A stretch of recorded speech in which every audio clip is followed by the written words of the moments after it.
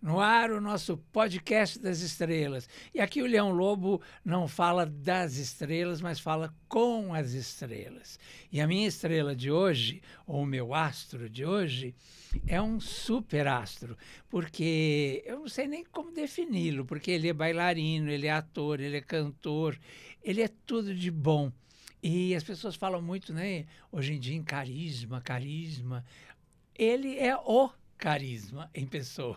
Querido Sebastião maravilhoso, tudo bom? Obrigado, Mas é obrigado. verdade, não é? Eu não sei se eu mereço, mas Merece eu agradeço, tudo isso né? e muito mais, viu? Eu sinto-me honrado e feliz em estar aqui diante de Oh, você. querido, foi um Porque eu já prazer meu. confessei para você que em outro momento, e você logo aqui, antes de começarmos o programa, que eu ficava em casa vibrando pelas matérias que você trazia ao ar e torcia para que você pudesse ser, de fato, como você sempre foi, a extensão de nós, espectadores, Isso, para é. saber o que acontecia nos bastidores, quem são aqueles artistas, como falam, como pensam, qual é o caráter de cada um. Oh, não é? maravilha! Olha que maravilha! Esse é o espectador que todo mundo queria ter na vida, né? Mas olha, eu acompanho tua carreira há algum tempo, isso que eu falei do carisma, porque carisma a gente não compra na farmácia, né? Ou você tem, ou você não tem. E você é o carisma, tanto é que durante muitos anos representou aquela loja, né, de departamentos, vamos dizer assim. Exatamente, Né? exatamente. Foi o símbolo, e nós vamos falar muito sobre isso. Mas eu queria saber, primeiro, lá do comecinho, você é mineiro? Eu fui materializado em Belo Horizonte, Aham. né? Eu adoro esse povo de Minas. A geografia de BH Isso, me maravilhosa. influenciou bastante. E eu fui materializado lá em um tempo atrás. E essa característica geográfica convidou-me a ser uma pessoa muito introspectiva, né? Eu era muito fechado em mim mesmo. E fez com que eu fosse um grande pesquisador, né? Da ciência, da arte e do entretenimento. É verdade, deu muito certo. Porque depois, quando ele botou para fora também, não parou mais, viu? Pois é, e lá em Minas, em Belo Horizonte mesmo, você nasceu? Belo Horizonte mesmo, em Santa Ei, Efigênia. Belo Horizonte, Santa Efigênia, o bairro Santa Exatamente, Efigênia. exatamente. E que eu adoro Belo Horizonte. E você falou uma coisa muito importante de Minas, que Minas tem as montanhas, né? Exatamente. E as montanhas, acho que moldam o caráter das pessoas, né? Exatamente. Parece que tem, os mineiros são sonhadores, né? Sonham com o mar, sonham com um monte de coisa que talvez não tenham, ou então porque fica ali, né, fechadinho, e aí a gente pensa que o mineiro é mais simples e tal. Nada disso, o mineiro é um poço de sabedoria. Normalmente, cada mineiro que eu conheço me surpreende muito, né? Sim. E você é um deles. Você... Obrigado em nome da nossa minerada. Uai, só. Uai, meu. Oh, trem bom, né? Mas olha, você começou lá, e eu soube que você começou pela música, foi isso? Na verdade, eu comecei pela música, pela música, pela dança, pelo tap dancing. Tá. Foi uma coisa toda meio que misturada, Tá. Tendo o Sam Davis Jr., Fred Astaire, com meus músicos inspiradores. Sim. E com 14 anos de idade, eu tive a oportunidade, a honra de trabalhar ao lado de Oswaldo Montenegro. Uau! Nesse elenco que eu estava Madalena, né? A Eterna Madalena, Mongol, Alexandre, Zé Alexandre, Cássia Eller. Uau! Né? Então, eu tive a honra e a oportunidade de, nos primeiros momentos profissionais da minha vida, estar desfilando ao lado dessas pessoas que são musicais, são teatrais. E eu recebi influências daquela época que repercute até os dias de hoje. Pois é, a gente sabe disso, né? E que influências maravilhosas. Agora, como é que foi? Você era menino, você começou a se interessar pela dança. Como é que a tua família recebeu isso? Então, na verdade, meu interesse maior é pelo ser humano. Eu amo o ser humano a partir da questão relacionada com a igreja. Eu sempre fui habitué da igreja por influência de minha mãe, né? Maria Silva, que não está mais entre nós. E eu observava as pessoas entrarem na igreja e saírem igual ou pior. Eu me tornei a coroinha, subia no púlpito, participava daquela cerimônia e eu achava que eu poderia ajudar a mudar essa característica das pessoas, me tornando um padre. Né? E eu logo percebi que eu deveria transformar a minha arte em meu sacerdócio. Não necessariamente ser um sacerdote das igrejas, que sejam quais forem elas, né? Então, a arte virou, então, a minha forma de poder promover uma evolução espiritual. Transformei o palco em um altar e o teatro num templo. Lindo. Ele fala bonito e vai enrolando a gente. Que ele não... Mas eu quero saber quem te apoiou nisso. Foi sua mãe, foi seu pai? Quem me apoiou foi minha irmã que hoje mora na Itália. Ela me apoiou a princípio com livros. Ela lia muito livros e eu observava aquela capa do livro e observava a conduta dela. E eu comecei então a pesquisar o livro para ver se ela estava de acordo com a conduta, com a proposta do livro. Do livro, sim. Então, o livro é algo vivo. Normalmente, quando nós lemos qualquer coisa ou escutamos alguém, nós somos passivos. A gente acredita no que lá está. E eu não. Eu sempre duvidei. Como duvidei? Eu experimentei a proposta literária. Sim. Um livro bíblico, por exemplo, ou um livro qualquer que seja ele, quando ele é um livro que nos promove a um entendimento melhor, a gente deve experimentar aquelas palavras para que nós nos tornemos proprietários daquilo. Então foi o que eu fiz. E daí eu me tornei uma pessoa... Você falou que ela morava na Itália? Ela mora hoje na Itália, né, já há alguns anos, mas quando jovem nós éramos, eu sou filho temporão. Sim. Então quando eu jovem naquela época, eu observava os meus irmãos, observava a conduta, e eles foram um laboratório para eu construir a minha conduta. Sim. Né? Linda. Exatamente. E aí, como é que você ingressou nesse grupo? Como é que chamava esse grupo? O primeiro grupo primeiro foi o Dança Cristal. Surgiu um LP e tudo mais, né? Mas antes eu fiz aula de tap dance na Academia Internacional de Balé, e a Daisy, que era a professora que trazia os professores de Mr. Ken do Dr. Balé, não conseguiu falar Sebastião. Fala Sebastian para cá, Sebastião para lá. E ela disse para mim, você tem cara de Sebastian. E aí acabou, eu já com 12 anos, ela me chamava de Sebastian e tudo mais. Oswaldo me chamava de Bastian. Bastian! Né? E tal. Até que, definidamente, eu aceitei ser chamado por Sebastião com os meus 14, 15 anos. Quando eu entrei no grupo Camaleão de Dança, balé neoclássico, escola de balé, que eu fazia aula de balé clássica russa, mas eu fazia o neoclássico. Agora, como é que um menino de 14 anos... Negro. No país do futebol. No país do futebol, fazia dança. E como é que era isso? Era divertido. Divertido? Eu achava muito divertido, porque eu tenho algumas características que saem muito do padrão tradicional. Eu sempre pensei muito fora da caixa. E por isso eu fui obrigado a ser medicado até aí. Tomar alguns medicamentos, porque eu realmente estava bem fora da caixa. Sim. Cheguei a tomar Gardenol. É mesmo? Tomava Gardenol para acordar e para dormir. Eita. Porque eu era muito... Sim. Né? E as pessoas achavam que tinha um probleminha. E, na verdade... O problema são os nossos paradigmas, os nossos... não paradigmas, são os nossos vícios. Sim. Nós, como somos pais, nós somos professores, nós temos vícios e passamos para os nossos filhos.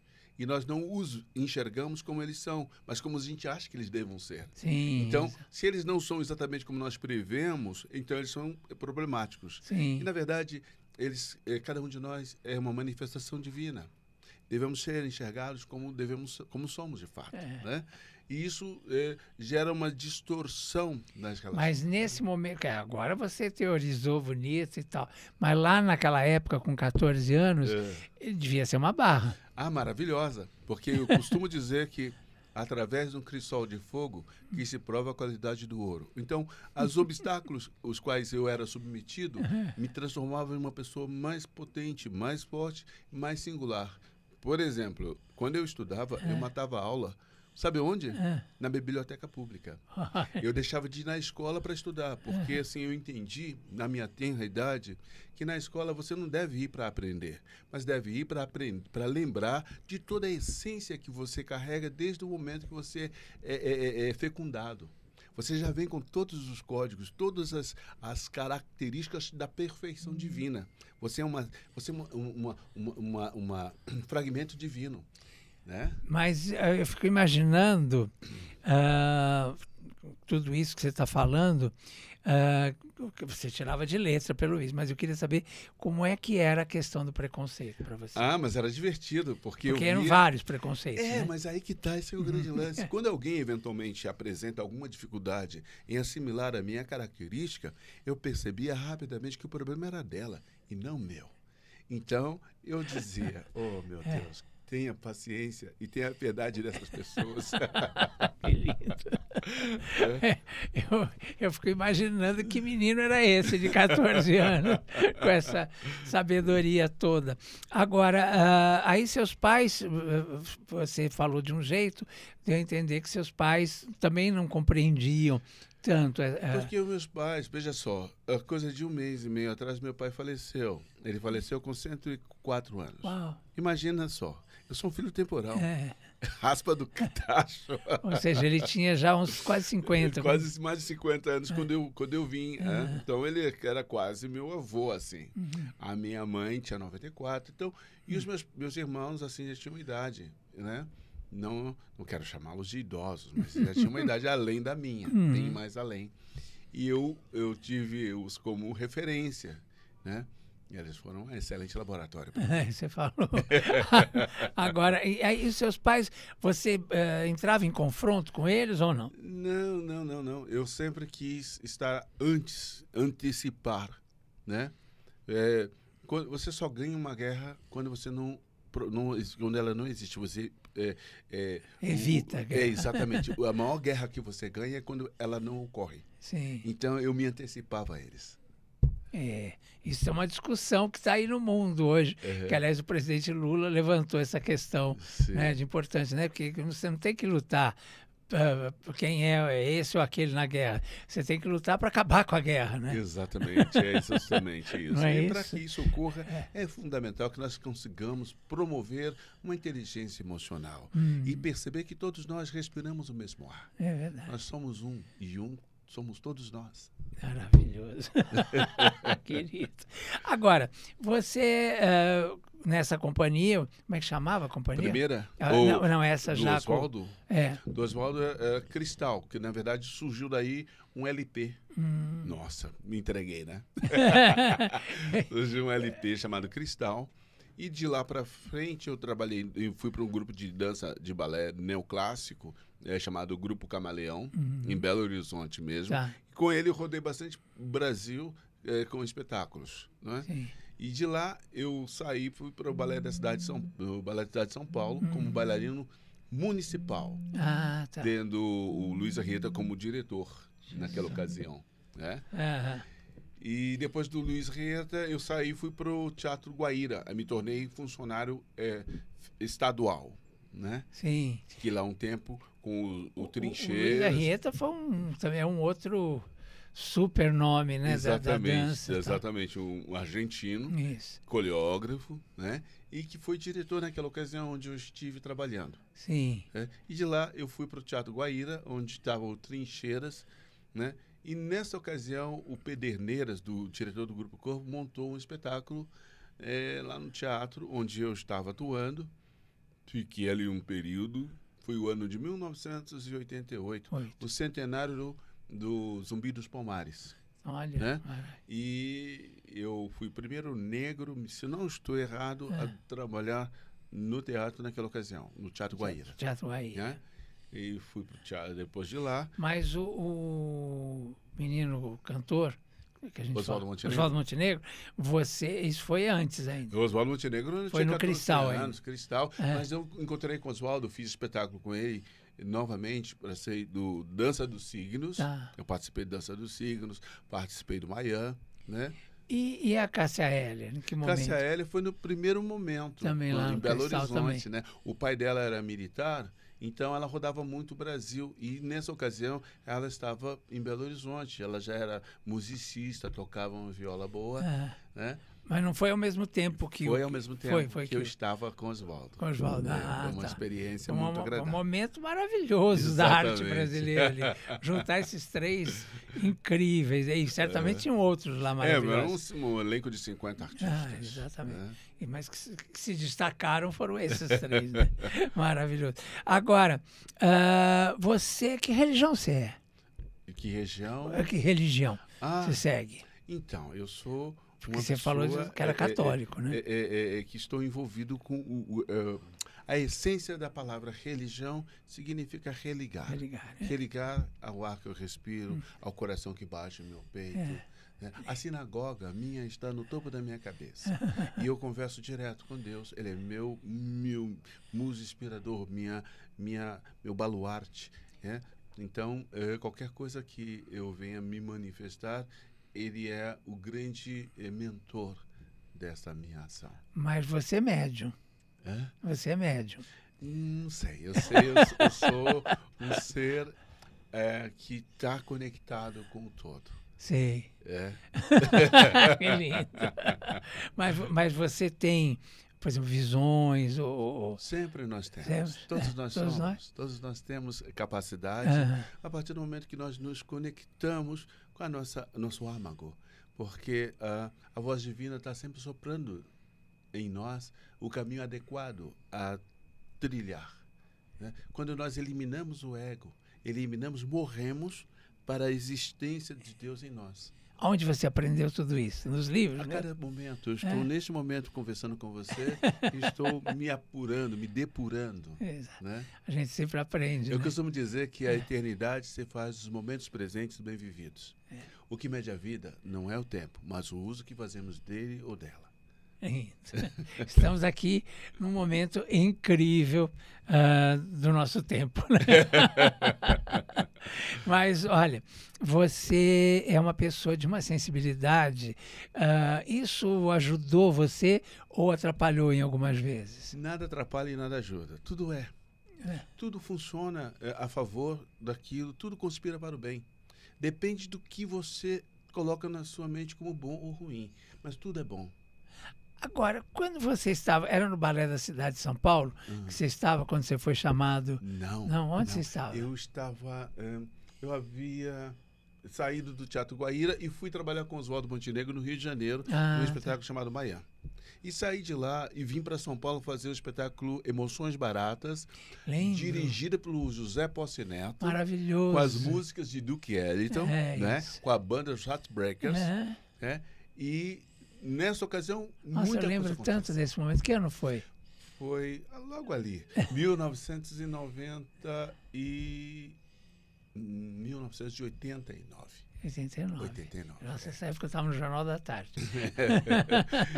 Eu lembro muito que a gente fez muita matéria nessa época. Era um sucesso aquele. Nossa, foi era um off-Broadway. Né? Exatamente. O né? Posse, né, que dirigia. Exatamente, José Posse Neto, que é irmão né? de Zizi Posse, é tio de Luísa Posse, que é um super diretor, pessoa de uma sensibilidade incrível também.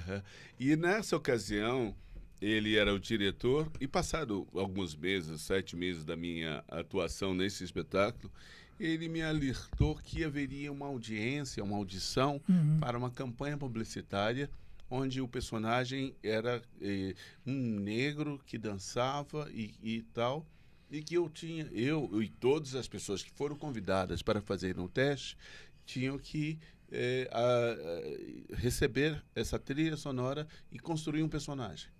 E dessa mesma forma, assim, eu fiz. Você fez a audição, você participou do teste. Né? Tinham quantos lá no teste? Centenas. Eu sei que eu fui o primeiro a fazer o teste. E da minha maneira de fazer o teste foi muito especial, pois eu escutei Soul Master, que era a trilha inteira. Sim. Os 3 minutos. Pam pam pam pam pam pam pam pam pam pam pam pam pam pam pam tarará. Ta ta ta pa parará pa pa pa parará pam param Pá, pá, pá, pá, pá, parararararararararara. E essa música de Millie the Motion, né? Foi a versão do Abuse Use. Então, eu reproduzi todos os instrumentos do meu corpo. Tanto é que eu reproduzi agora, lembro de todos os momentos, dos desenhos melódicos, e eu trouxe isso para o meu corpo, e quando eu trouxe o personagem com a influência do Louis Armstrong, Ella Fitzgerald, Elis Regina, Tony Tornado, James Brown, Sammy Davis Jr., eu trouxe todos eles, coloquei em um processador e apareceu esse personagem com essa característica. E aí eu fiz o teste e foi aprovado. Quem que era o diretor? Tinha um diretor? Olha, eu lembro-me que o diretor do filme era o Mastrocolo, né, diretor fotográfico, né? O diretor assim da empresa, o Ralph Benner, que ainda está hoje no mercado publicitário, o Udi Gebara, e, poxa vida, vários diretores ali de várias áreas. Não? Nessa época tinha um outro bailarino negro que ficou muito meu amigo depois, que faleceu. Que não está entre nós. Não está entre nós. Era o Ivo, né? Ismael Ivo. Ismael Ivo. Isso. Esse foi meu grande amigo, assim. Ele foi diretor de companhias internacionais, festivais internacionais na Europa. Vocês chegaram a competir alguma vez? Não, de forma alguma, porque assim, ele estava um pouco mais maduro do que eu. Eu era um jovem bailarino que estava descobrindo os caminhos e ele já estava na estrada. Ele era incrível. Exatamente, tinha um corpo perfeito, escultural, lindo, né? Exatamente. Depois ele tornou-se diretor do Teatro do Balé da Cidade de São Paulo, foi quando ele veio a falecer. Exatamente, querido Ismael Ivo, nossa, que boa lembrança agora. Agora você, bom, por quanto tempo você fez a campanha depois? 3 anos?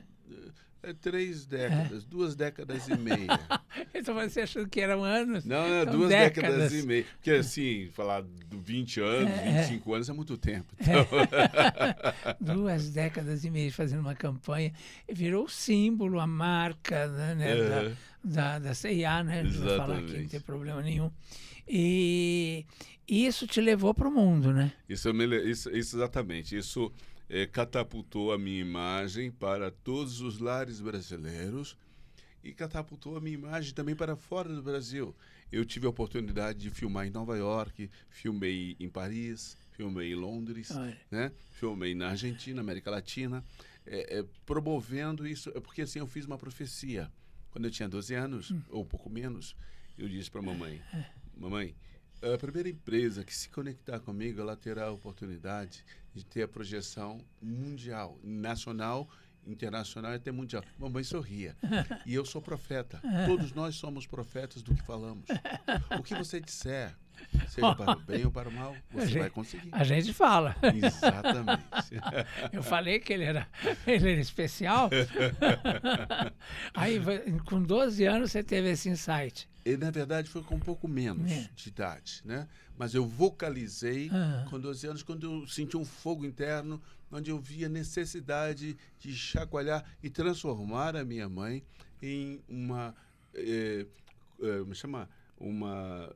ocular, testemunho ocular. Testemunho ocular. Eu falei, não, eu preciso que ela se torne testemunho ocular dessa profecia.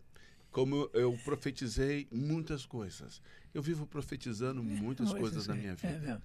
E, na medida da oportunidade, eu faço isso e eu, graças à manifestação divina, essa profetização, ela vem com muita energia, de verdade, de paixão, de amor. E esse amor, ele se transforma em algo bom na vida de quem ouve e de quem me vê. Boas palavras trazem bons frutos, né? Exato. Agora você, 25 anos fazendo uma campanha publicitária, você era contratado exclusivo, né, da CIA, viajou o mundo todo, como você disse. Aí chegou um momento que acabou a campanha. Porque, na verdade, o que ocorre, a vida é cíclica, né? Existem momentos assim, e ela é dinâmica. Graças a todo esse momento que eu vivenciei, e tendo terminado aquele ciclo, eu estou aqui para ser um testemunho ocular deste fato, para que eu possa ser merecedor de outras experiências tão boas ou até melhor que as quais eu vivi. Lindo. Agora, então, aí acabou, você devia ter um contrato e um salário bacana para fazer tudo isso. Quando acabou, assim, isso te deixou meio... Não, nada que está fora de mim tem poder para mudar o meu sentimento. Eu sou profeta e sou poder, sou regente de mim mesmo. Que lindo. Ninguém tem o poder e o direito de interferir nos meus caminhos. Isso aí. Que dia você nasceu? Eu não nasci. Não. Fui materializado. Foi materializado. Que dia? Dia 16 de fevereiro de 66. Oh, aquariano. Aquariano é isso. Essa modernidade e essa generosidade mesmo, né? Com o coletivo sempre, né? Isso é bem aquariano, né? Exato. Maravilha. Agora, você... aí você tomou outros caminhos. É que, na verdade, eu já lá atrás já estava prevendo que isso ia acontecer. Ia acontecer, ia chegar. Eu previa porque, assim... nós somos muito vaidosos, nós seres humanos, e quando alguém começa a protagonizar demais, alguém fica incomodado e falando, não, ele não pode ficar ali. Sim. Aí eu digo, amém, eu tenho que ficar além, melhor. Ele é foda. Estava aqui segurando para falar, mas ele é foda. Não, veja bem, e nesse saber dessa coisa, muitas coisas foram construídas, né? Eu, junto com a minha esposa, Ivone, montamos um projeto social há 18 anos chamado Núcleo de Arte Cênica Sebastião. Justamente para dar resposta aos meus colegas de que é possível você ser um artista pleno. Mas para que a plenitude se estabeleça, é fundamental que nós saibamos trabalhar a base. Nós saibamos morrer para ser reconstruídos, para entender os princípios básicos da técnica do movimento em favor do público, não em favor de nós mesmos. Né? A Ivone está com você há quanto tempo? Desde que eu apareci na C&A. Ah, é mesmo? Exatamente, há 32 anos. Mas ela te conheceu? No espetáculo Emoções Baratas. Eu a vi na plateia, falei, essa mulher vai ser minha esposa. Olha. Eu profetizei. E essa profetização se deu. 32 anos. Exatamente. Quantos filhos? Um casal de filhos. Um casal.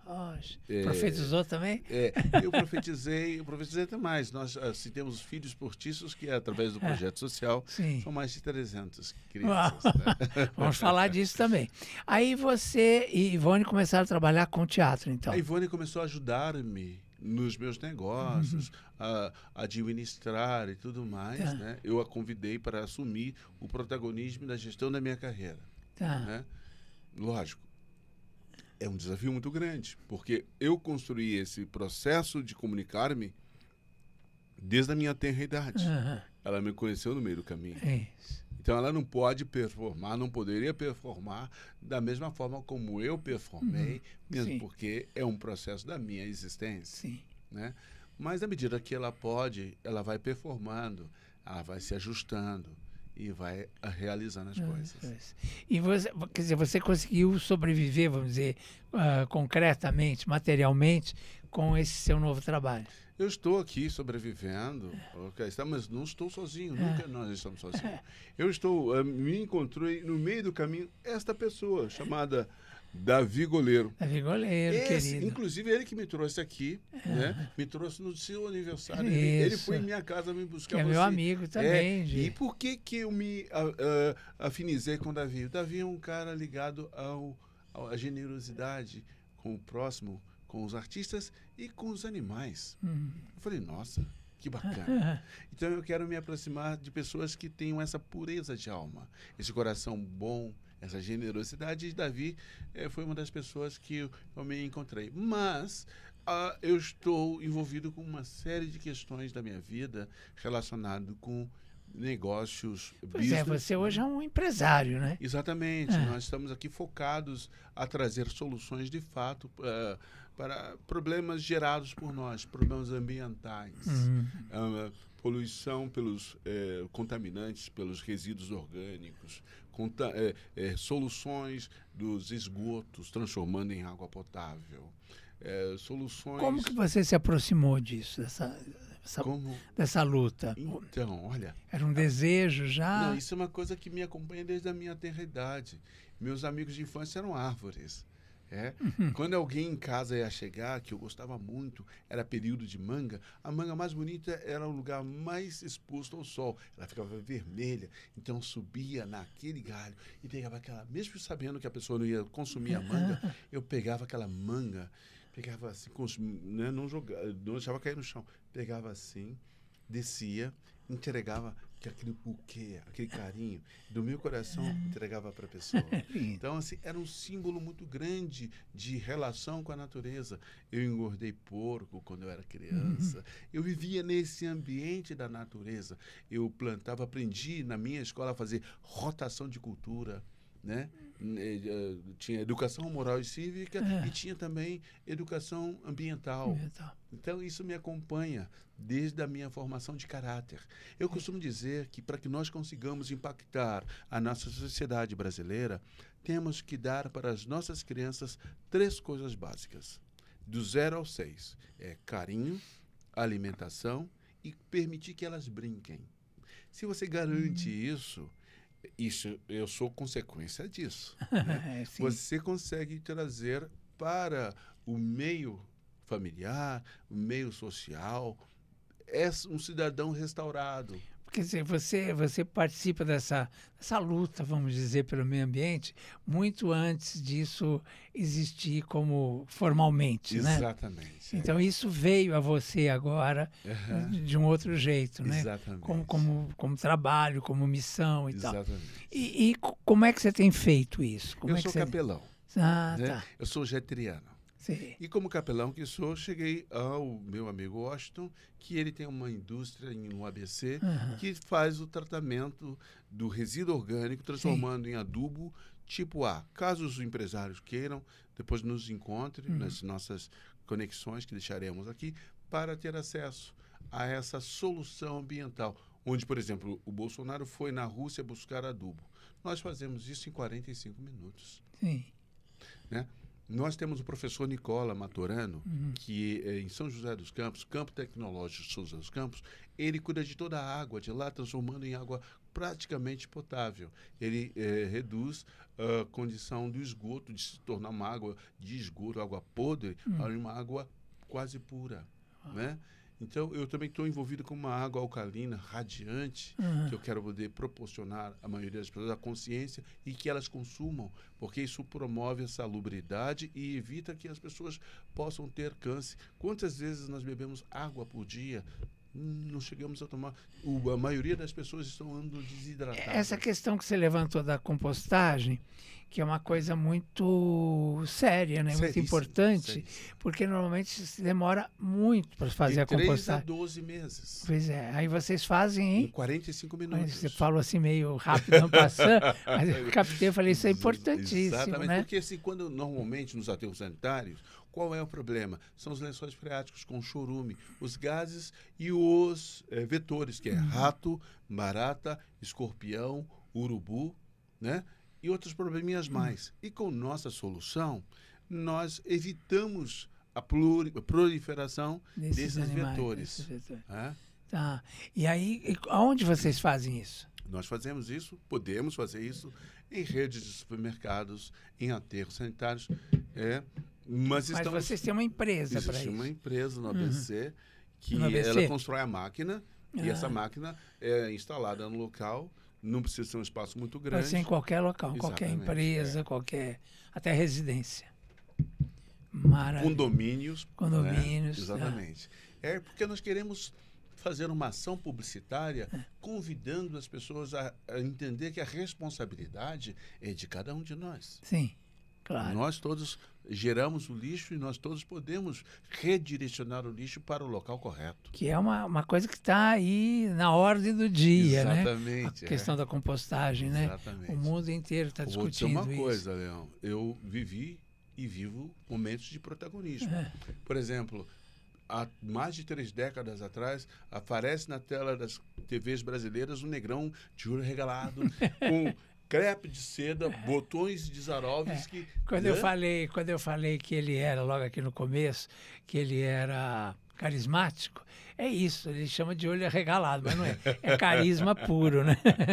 Olha o sorriso aqui, né? Não é só o olho arregalado, é tudo, é o conjunto. Você falou uma coisa muito importante, né? Sorriso. Sorriso. Aí eu fiz um poema em cima disso. E assim, quer ouvir? Quero, claro. Sorrir é melhor do que lamentar. Viver um dia de cada vez para não se atrapalhar. Você precisa ouvir a engrenagem funcionando, o corpo dançando e suando. O dia nascer é tão lindo. Acordar antes de você e te ver dormindo. Você precisa ouvir, você precisa ouvir. Você declama isso para Ivone? A todo momento. Só me colocando diante dela, falando, estou vivo, estou aqui. Lindo. E teus filhos, como é que eles são? Meus filhos dizem que, normalmente, uma árvore, quando tem fruto, ele não cai muito longe do pé. Então, creio que eles tenham sofrido e sofrem muito a nossa influência, tanto da mãe, que é uma pessoa maravilhosa, melhor do que eu, né? E eu, que me valho dela para poder aprender bastante. Né? Eles fazem o quê, os dois? A minha filha mora hoje em Paris, mas ela está estudando na Alemanha. Ela estuda, ela faz design, ela faz moda, ela faz um monte de coisa. Né? Está no lugar certo. E o meu filho, ele estudou administração na melhor faculdade aqui do Brasil, né? E ele trabalha numa empresa internacional aqui. Eventualmente ele vai para Nova York para fazer conferências. É babão como qualquer pai, vocês repararam, né? É babão igual a qualquer pai, né? Ele é todo diferente, mas na hora de ser pai é igual. Mas são crianças que deixaram de ser crianças, mas que quando elas estavam no período de pouca idade, eu parei tudo para poder trocar fralda, para fazer comida para elas, porque como eu disse, a primeira infância, ela é muito importante. Importantíssima. Então, se nós evoluirmos nessa consciência, investirmos nas nossas primeiras idades, nós teremos cidadãos bem estruturados. Eu falo isso de um jeito um pouco diferente. Eu falo assim, você planta sapo, não vai nascer príncipe. Né? Mas se você plantar príncipe, vai nascer príncipe. Exatamente. Né? Deixa eu só falar o nome deles. Do primogênito é Rudá, R-U-D-A-H. Que legal. E da mais caçula, né? É Jade. Bonitos nomes, belos nomes. Maravilha. Você e Ivone são incríveis. Agora, você, nesse momento, você está empresariando. Tem uma história de café também que eu fiquei sabendo. Sim, virei um cafetão também. Oba! Porque o café é o segundo líquido que mais se consome no mundo. Primeiro é a água, né? E depois o café. Eu adoro. Então, o café arábico, o café, no caso o Sia Coffee, é um café super especial, porque normalmente as pessoas não bebem café. Elas bebem café preto, e o café preto é um carvão. Né? Porque tem galhos, folhas, besouros. Então, ele tem uma torra alta para poder mascarar. E ainda você põe açúcar para você não ter aquela acidez, para confundir. E o café de verdade, ele não necessita botar açúcar. Ele é um café suave, ele é caramelo. Ele é muito adequado para a saúde de quem... Ele vende bem, além de tudo, né, danado? Como é que chama esse café? É Sia Coffee. Sia Coffee. Mas está surgindo um outro café que logo menos vocês terão a oportunidade de saber que ele é único no mundo. É um café que só nós brasileiros poderemos realmente fazer. Brasileiro é maravilhoso. E vai chamar Sebastian? Não. É um café diferente. Eu vou te mandar de presente para você experimentar. Adoro. Vou te mandar o Sia Coffee e depois vou te mandar o café para você comê-lo. Café comestível. Uau! Isso é patenteado e é único no mundo. Tipo chocolate, assim? É, algo assim. Se pode comer o chocolate, pode comer o café. Maravilha. E quanto tempo você está envolvido com isso? Olha, com o Sia Coffee eu estou aproximadamente 8 meses. Né? Com a questão de tratamento de resíduo orgânico, já fazem muito tempo. Há muito tempo. Fazem muito tempo. Quer dizer, são 2 empresas. 3, 4, 5. Tem uma outra empresa Você participa que de trata todas. de tecido, que ela reduz o consumo.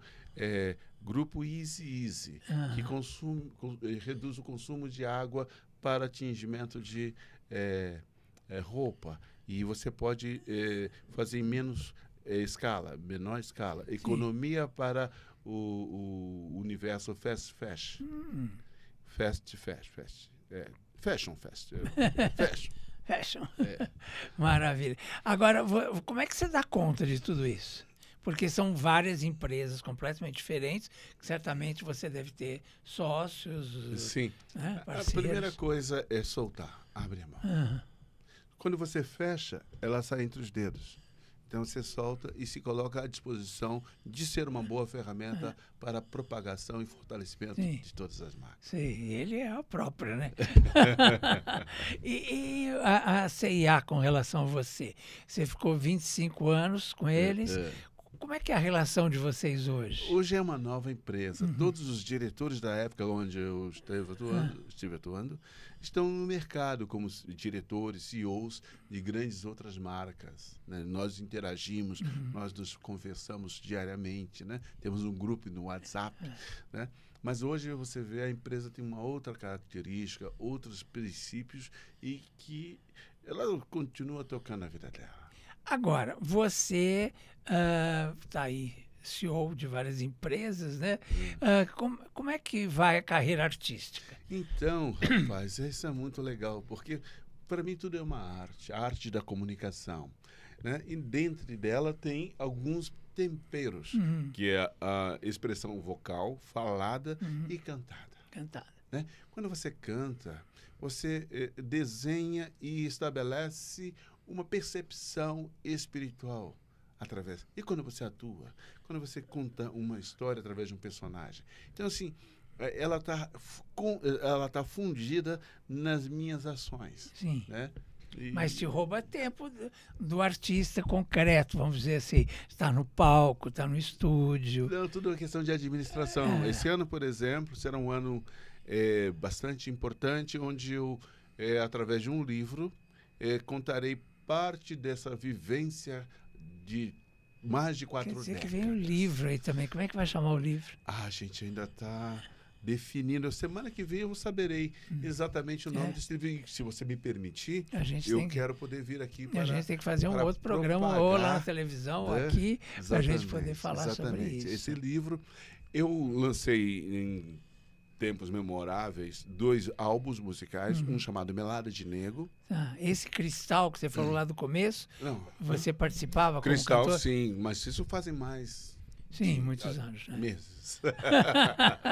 Agora, depois disso, você gravou esse aí, Melado? Melada de Negro. Melada de Negro. Que é a música que o Carlinhos Brau fez para mim, que eu coloquei no CD. Eu quis homenageá-lo e, ao mesmo tempo, provocar as pessoas que têm dificuldade de entender o termo negro, melada de negro. O que é negro? Preto. Então, as pessoas têm uma dificuldade muito grande de conviver com essa questão. Os próprios negros também. Nós, negros, temos um pouco de dificuldade de entender que é natural. Nós somos negros. E pode me chamar de negrão. E como bom, vamos já entrar nesse assunto, então, já que você tocou nele. São novos tempos que a gente está vivendo. Eu acho que essa década última agora, né, a passada e essa agora, foram anos de muitas transformações, né, coisas que mexeram com tudo, né, por causa da internet, por uma série de coisas.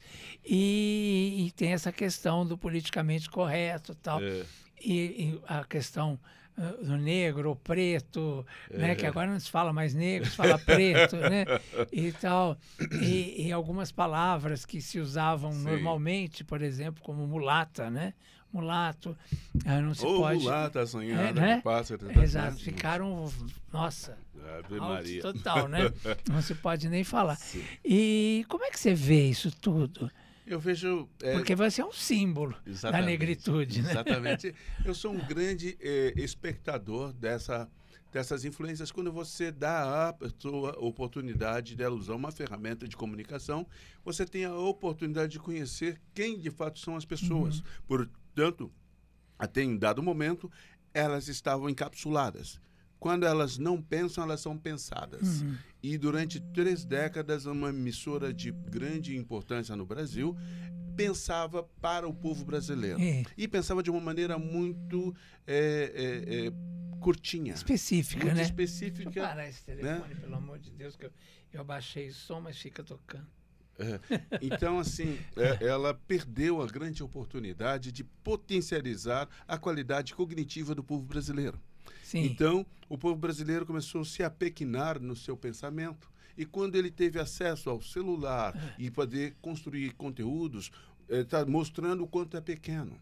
É verdade. E quanto necessita se transformar em algo grande. Então, nossa missão como comunicador, que eu quero te parabenizar novamente pelo seu aniversário de 50 anos de carreira. Né? De carreira. Pois é, nesses 50 anos eu acompanhei muita mudança. Exatamente. Né? Quero te parabenizar, pois a missão de comunicar, comunicação, comunicar a ação. Qual é a ação do momento? É a ação de uma autoidentidade. Quem sou eu? O que eu faço? O que eu propago? Por quê e como? Para quem? Nós devemos fazer essa avaliação. O que eu estou falando? Para quem eu estou falando? Por que eu estou falando? E qual a consequência da minha fala?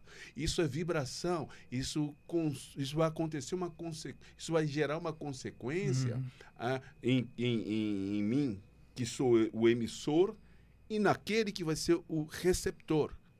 Então, se nós temos essa clareza, nós passamos a ter um pouco mais de paciência ao abrir a boca para falar algo.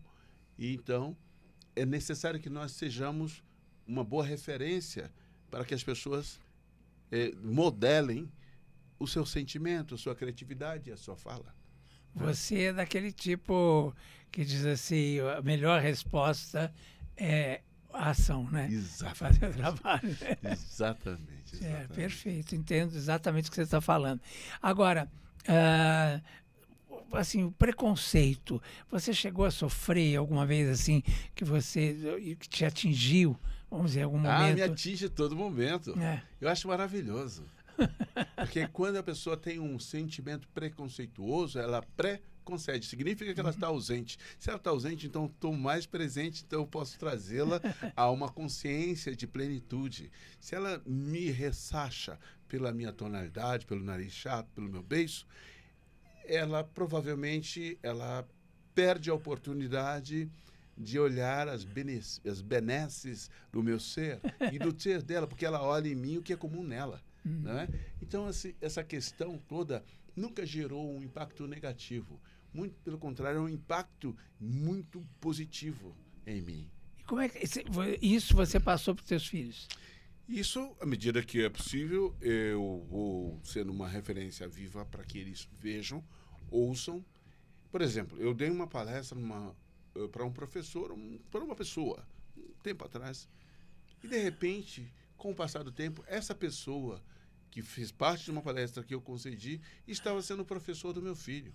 Olha que barato. E ele descobriu, por acaso, que aquele rapaz, o Rudá, era meu filho. Então ele foi a ele dizer que ele teve uma nova visão do mundo a partir da minha expressão naquela palestra. Sim. Então, de uma maneira ou de outra, eles acabam captando. Ele faz palestras também, vocês ouviram, né? Como é que faz para se contratar para fazer uma palestra? Não, no meu Instagram, tem lá meu Instagram, sou eu, Sebastião. Pegou? Sim, sou eu, Sebastião. Não, sou eu. Pode ser você também. E lá tem um número de telefone onde as pessoas podem me chamar para uma conversa, para convidar-me a, talvez, fortalecer a marca dela ou os seus... não sei se eu posso falar colaboradores, os seus funcionários.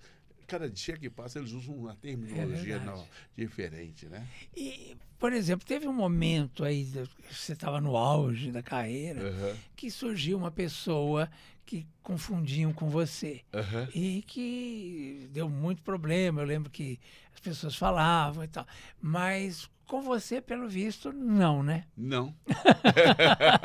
Absolutamente nada. Nada, né? Nada. Porque ele nem tinha um nome igual o seu, né? Uhum. Mas é que soava parecido, né? Era um genérico de mim mesmo. Mas sem falar de ser genérico, mas teve um cara que esteve entre nós, que nós conhecemos, que eu amo de paixão, não está mais entre nós. É o Jorge Lafon, que era um negro careca, que era um humorista. Maravilhoso. Né? E que eu tive a honra, a alegria e a oportunidade de fazer homenagem a ele. Ah, que lindo. No Praça é Nossa. Você fez. Os 30 anos da Praça é Nossa, Que lindo. eu pude estar ali representando o personagem Vera Verão. Você foi uma loucura. Que maravilha. Que eu falei, puxa vida, não vou fazer. Tal. E aí até que voto vencido na mesa de reunião. Eu falei, tá bom, eu vou. E quando eu lá estive, e realmente eu estava contracenando com o Buiú. Sim, maravilhoso. E eu consegui honrar a memória do Jorge Lafon, trazendo o personagem com as características. Querido. Fomos muito amigos. Exatamente. Consegui trazer, né? Porque assim, ele não era um genérico, era um outro negro careca. É verdade. Mas ele era ele, né? Era aquele jeito dele. Nunca nem... Acho que nem confundiram com você, porque ele era tão personal, e você também, que não dava, né? Mas teve esse outro aí que era um pouco genérico. Exatamente. Mas ficou, né? Ele ficou no meio do caminho. Maravilha. Como é que você vê essa questão hoje, né? A gente falou de várias coisas, inclusive disso. Hoje, todo comercial de televisão, toda novela tem atores negros, né? E era uma coisa... Quer dizer, onde estavam esses atores negros maravilhosos? Eles estavam escondidos em minha casa. Depois eu abri a porta e disse, olha, negrada, sai daí. Porque, modéstia à parte, eu posso dizer que eu fui o protagonista deste grande movimento, onde os empresários... através da minha performance comercial, porque quando eu entrei na empresa, ela tinha 20 lojas. Eu a deixei com 200. Uau. 200 lojas. E eu abri as lojas pessoalmente. Eu estava lá dando autógrafo, ficava 6 horas na fila de tarde de autógrafo na loja, recebendo os clientes, né?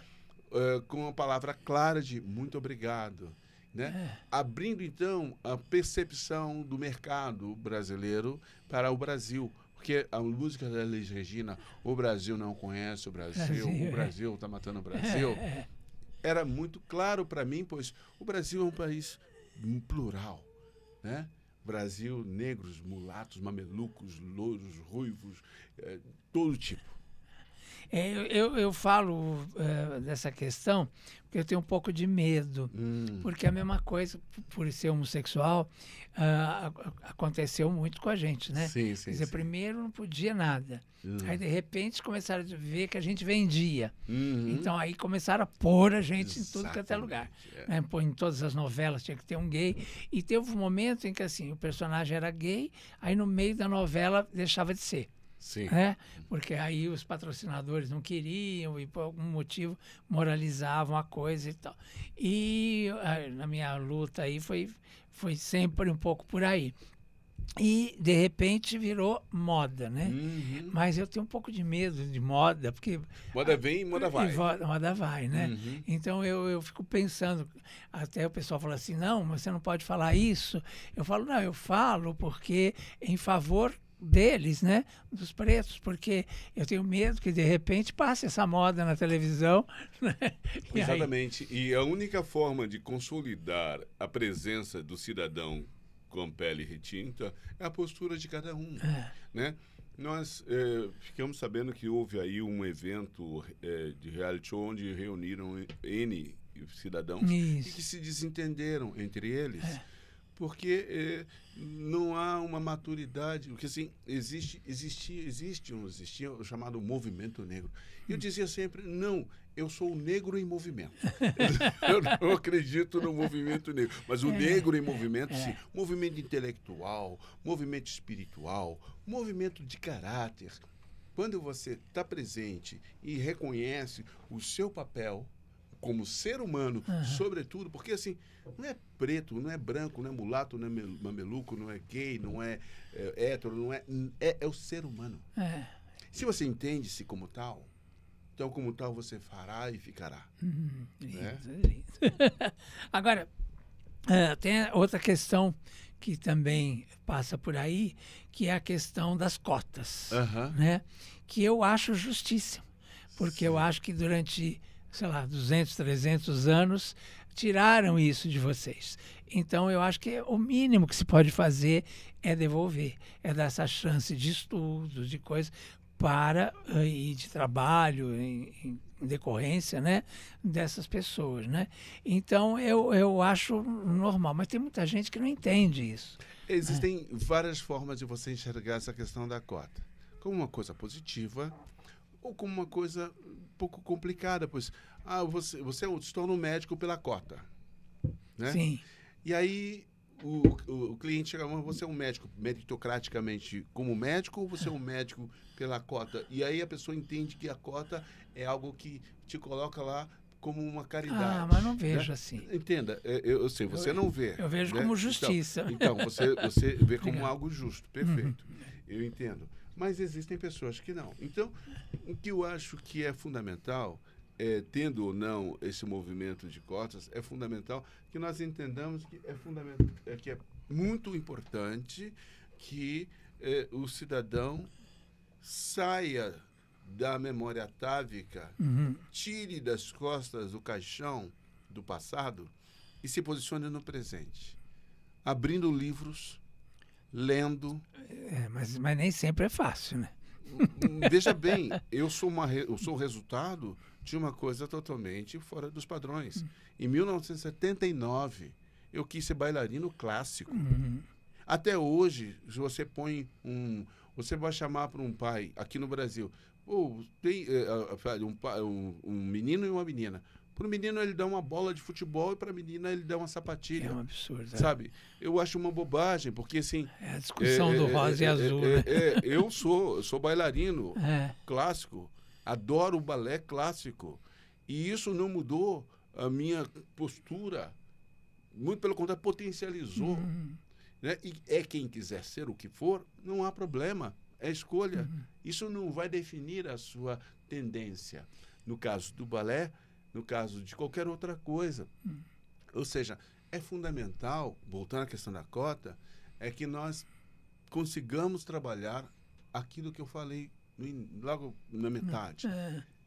Três coisas básicas. Criança precisa de carinho, alimentação e de brincar. Pois é, a alimentação é que não tem. Mas não é porque a gente está vivendo. Diria que... Às vezes o carinho até sobra. Ele pode ser direcionado à alimentação. Alimentação, quando nós temos uma boa gestão empresarial, Sim. uma boa gestão política, sim, uma boa gestão pública... Estamos falando de... Nós poderemos, sim... poderemos chegar lá. Exatamente. Né? Sem ser impositivos, mas sendo propositivos, sugerindo, apontando os caminhos. Sim. Né? Por isso que eu insisti tanto no começo, sim. com o teu menino de 14 anos, porque a gente tem milhares, milhões de meninos de 14 anos por aí passando fome, né? Exatamente, mas a fome, ela é o resultado da nossa avareza. Nós somos muito avarentos, pois nós temos terra para plantar, nós temos N possibilidades para colher. Mas quem tem as terras não quer dividir. Mas a questão é que elas precisam entender que o cronômetro da presença dela no planeta está estabelecido. Não vai passar, provavelmente se passar de 100 anos, maravilha. Mas, como ela sabe que é finito a presença física dela aqui, ela deve otimizar essa presença, sendo amorosa, sendo democrática, ajudando as pessoas. Atenção, ruralistas, né? Então, que sejam todos os empresários, todos os grandes produtores, mas eu passo do seguinte princípio. Eu, com o meu projeto social, eu nunca dou o peixe. Eu dou a vara, para que ele vá lá e pesque. Sim, isso. E se nós damos a vara e mostramos onde está o lago, para que a pessoa pesque, faça um silêncio para que o peixe pegue a isca e você tire e saiba agradecer o peixe que você vai comer. A sua gratidão vai gerar mais bênção. Agora você falou de pescar, eu fiquei pensando, o que será que ele faz para se divertir? Agora que eu estou aqui conversando com você, eu estou me divertindo. Mas você tem algum hobby? Você gosta de teatro, de cinema, Eu gosto de caminhar futebol? com a minha cachorra. Acordo 4 da manhã para caminhar com a Laika, uma Rottweiler. Uau, linda. Né? Ela é fantástica. Eu caminho com ela, eu procuro ler bons livros que possam alimentar minha cognição, respeitando o seu público que você me chamou aqui para que eu possa despilar alguns conceitos. Para que isso ocorra com qualidade, eu tenho que trabalhar a minha capacidade cognitiva através dos livros que eventualmente... Isso a gente já entendeu, que a leitura é um hobby maravilhoso aí que você tem, e que é mais do que um hobby, né? Transforma a gente, maravilha. Agora, nesse momento, então você está empresário aí de 5 empresas, é isso? 5. Acho que 5. 5, né? E que outros trabalhos você tem em mente, assim, para o futuro? Eu estou me organizando para voltar para o palco. Sim. Para dançar, para falar, para contar histórias que eventualmente as pessoas tenham curiosidade para ouvir. E que essas histórias possam alimentar a alma. Seria um show solo? Pode ser um show solo, pode ser uma palestra, pode ser um podcast, pode ser tudo. Mas eu sou um operário, eu estou aqui a serviço do meu público. Sim, você esperando convites, então, também. Sempre aberto para ser convidado. Tá. Maravilha. Gente, pelo amor de Deus, né? Produtores do Brasil inteiro, né? Chame esse homem. E para palestras também, como ele já falou, né? Então, é muito trabalho que vem pela frente. E sonho, você tem um sonho, assim, alguma coisa que você ainda não realizou, que você gostaria de realizar? Que pergunta, hein? Que pergunta! Olha, sinceramente, o meu grande sonho é de poder propagar a consciência de que o Brasil nasceu para ser e é o melhor país do mundo e que é feito de pessoas e que precisam ser direcionadas para um caminho adequado. Repito, desculpe-me se eu... Olha que ele conheceu o mundo, hein? Criança precisa de carinho, criança precisa de brincar, criança precisa de se alimentar. Queremos melhorar o padrão? Cuidemos da nossa base. Este é o sonho que eu alimento a todo momento, de poder enxergar as crianças podendo ser crianças, sendo respeitadas por ser crianças. E Pelé, maravilhoso Pelé, saudoso, já disse isso. Né? E, na verdade, criança nas coisas é fantástico. Tem esperança de netinhos? Olha, eu deixei os meus filhos totalmente à vontade. Nenhum deles é casado. Se me derem condições de ser avô, eu vou processar vocês. Nenhum deles é casado. Não, eles já estão conectados com seus parceiros e tal, estão tocando a vida deles, mas eles estão focados em seus trabalho, né? Tal, né? Eu não sei se eles têm esse desejo. E a Ivone? A Ivone está enlouquecida com o projeto social Núcleo de Arcênica Sebastião, porque com esse momento que vivemos caótico da saúde pública... O núcleo, o que é? Vocês ensinam teatro, é isso? Sim, as crianças dançam, tem aula de teatro, cidadania, reforço escolar, e essas crianças ficam por 10 anos sob nossa responsabilidade no contraturno. E fica na cidade de Osasco. O nome é Núcleo de Arcênica Sebastião. Né? Fica em Osasco. Exatamente. Tem um endereço, assim, um contato? Então, através do nome Núcleo de Arcênica Sebastião, exatamente, você pode também no meu Instagram, né? Sou eu, Sebastião. Vocês podem ligar e pesquisar. Porque é um projeto. Sebastião também. Exatamente. É um projeto que nós nunca propagamos. Veja.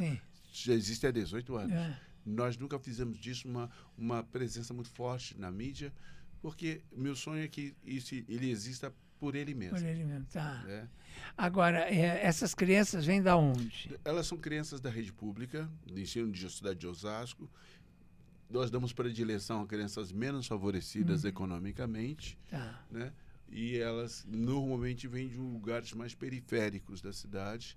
E então a gente faz um acordo com... E além do ensino, tem uma merendinha.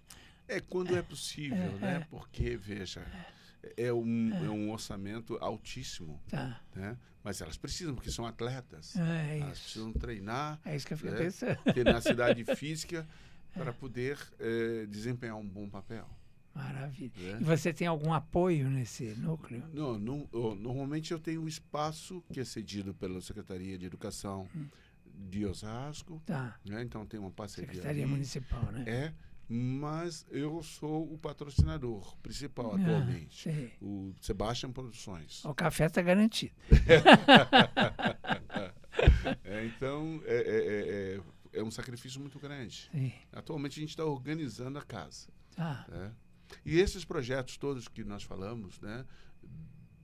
De compostagem, de tratamento de esgoto, então, isso tudo está sendo desenhado, um business agora, neste momento. Sim. Né? Como um excelente business. São novidades, vamos dizer. São novidades para o mercado. mercado. Eu para o mercado, do mercado para esses projetos. Certo, e já estão dando certo. Já a Sabesp já comprou algumas estações de tratamento de água da MM2, né?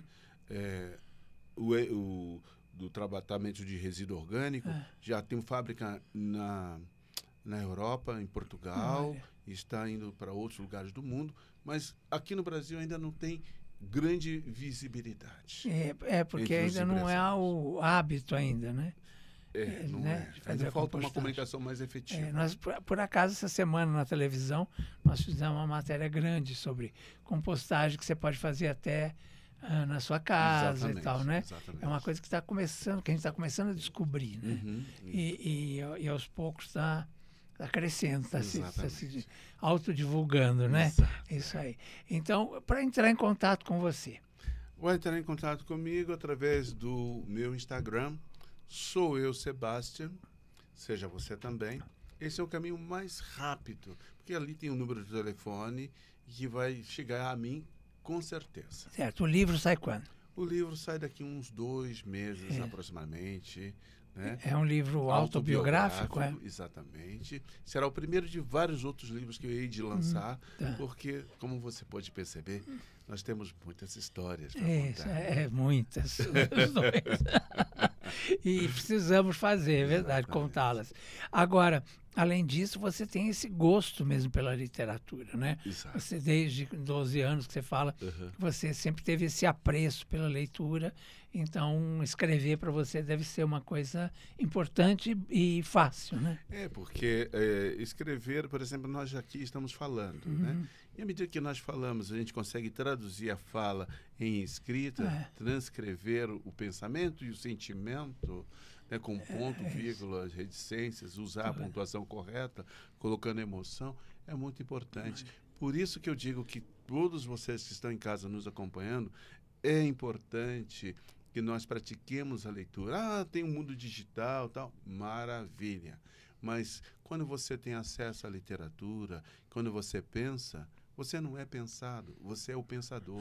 Né? Que maravilha. E é fundamental que nós pratiquemos esse exercício do olhar para a letra, construir uma história, porque é diferente de você ouvir essa história num filme, num seriado, do que você construir você lendo. É verdade. Agora, você falou de, foi lá atrás. Então, quer dizer, ele não aparenta, né? Mas eu tenho a impressão que você passou dos 50. Exato. Há quem diga, as más línguas falaram que eu já passei dos 50, que eu sou do 66, dizem. Mas eu acho que meus pais registraram equivocadamente, né? Mas tudo bem. Mas, não, eu fiquei pensando isso pelo seguinte, como é que é a dança para você agora? Porque o corpo vai modificando, você continua dançando, você continua praticando, você continua fazendo exercícios. Então, boa pergunta. Quando você se move, você entra em integração com o meio ambiente. Aí a ciência, biomecânica, física, fisiologia, nutrição, toda essa ciência, desculpe-me, toda essa ciência bem direcionada, você consegue contar uma história desenhando, porque dançar é desenhar o corpo no espaço. Então, quando você tem toda essa disciplina de conhecimento da biomecânica, da fisiologia, introspecta, então você consegue desenhar o corpo no espaço, consegue entender o sentido do movimento. A técnica, quando você conhece a técnica, os músculos do pé até o topo da cabeça, como você conduzir a sua musculatura. E isso você vai amadurecendo, você vai desenhando. E tem uma coisa que eu não entendi ainda. Para que serve o relógio? Porque o tempo da minha existência, ela é cósmica. Sim. Eu acho que eu entendo mais ou menos. Porque chega uma hora que as coisas começam a ficar meio rígidas. Mas sabe o que acontece? É porque quando você vai acompanhando esse processo, você começa a tomar mais água, você começa a se alimentar, você começa a entender que a força gravitacional está exercendo uma influência sobre o seu corpo. Então você começa a dar uma mudada e adequar o seu corpo àquele momento. Entendi. Entendi. Só gostaria de botar em prática. Mas veja, tem um outro negócio. Tem um contrato que eu assinei quando eu fui materializado. E tem umas linhas miúdas que tem uma data. E eu já mudei essa data várias vezes. Querido, foi uma honra, um prazer mais uma vez. Eu espero te chamar muitas vezes aqui para trazer mais novidades e para a gente fazer um tricôzinho. Vai ser uma honra mesmo, uma alegria. Querido, muito obrigado. Preciso agradecer aqui alguns parceiros. Primeiro, a Turnit Brasil. Você sabe que meu podcast, redes sociais do programa e YouTube são gerenciados pela Turnit Brasil, né? Se você está procurando também um estúdio sério, bem localizado, que é uma graça aqui, em prédio comercial, com estacionamento a 100 metros do metrô Santana e com profissionais qualificados, então pode falar com a Turnit Brasil. Eles estão prontinhos para te atender pelo número 11 9, esse 9 que todo mundo tem na frente, né? 9792-6849. 11 9 9792-6849. Eu recomendo, tanto é que eu estou aqui, ó. Maravilha. E quero agradecer também a @Lua9Eventos, WhatsApp 11 996 294 2262. Também @Roberto.Rabelo, Roberto com 2 T's, o Rabelo com 2 L's, @Casa do Raimundo, /World Café Bar, né? E @Turnit Brasil. Esses são os nossos colaboradores maravilhosos que permitem a gente receber estrelas desse tamanho, né? Desse querido Sebastian. Beijos, até uma próxima. Se você gostou do nosso episódio de hoje, então recomende aos amigos, recomende aos familiares, recomende a todo mundo e dê lá sempre um likezinho lá pra gente, tá bom? Beijos, dignidade já. Querido.